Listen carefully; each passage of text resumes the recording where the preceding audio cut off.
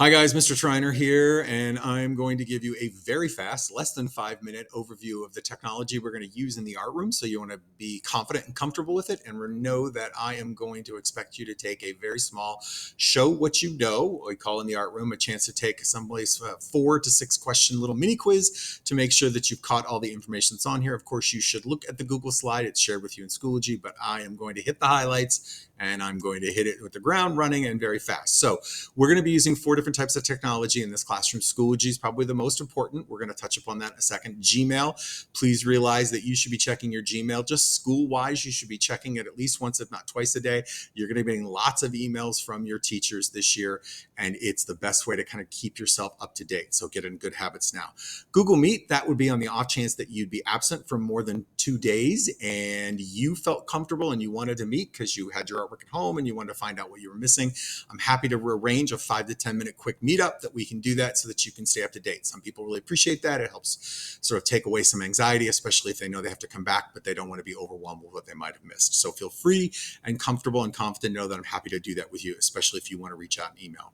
Obviously, Google-based products, Google Docs, Google Drive, all the Google-ness that you can imagine we're going to be using a lot in class. So there are 2 slides here that deal with the idea of composing a slide. Please remember that your kindness is appreciated. You get more flies with honey than you do vinegar. So if you have a grade problem, you say, hey, Triner, you screwed up my grade. Probably not the best way to handle it, not good professional formatting.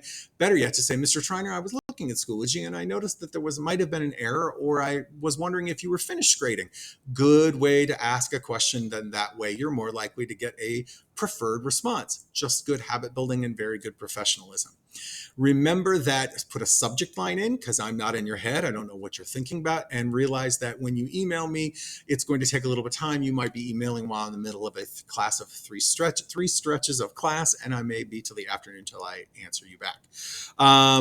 Big thing in this class we're going to be doing is we're going to be taking photos of our artwork. So it's very, very important that you realize that when you take photos of your artwork, that you understand that there is a professionalism about that. Number one, you want to make sure that your camera lens is always parallel to your artwork.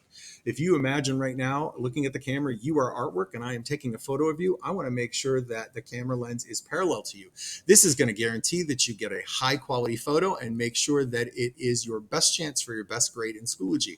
About 80% of the time, I'm going to ask you to take a photo of your artwork and upload it and send it to Schoology, and not just hand it in real time or a hard copy. So the quality of the photo is important.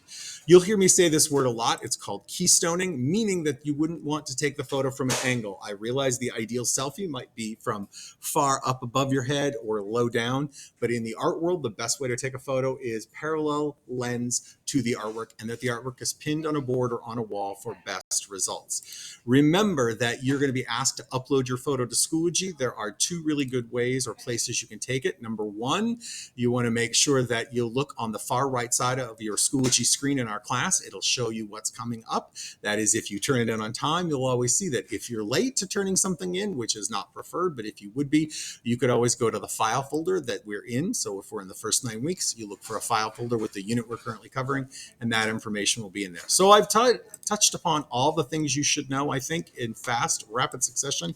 As always, you can ask me in class. You should take the Schoology Show What You Know, and you can always email me with more questions. We will get lots of practice time to do this. Have a great year, you guys.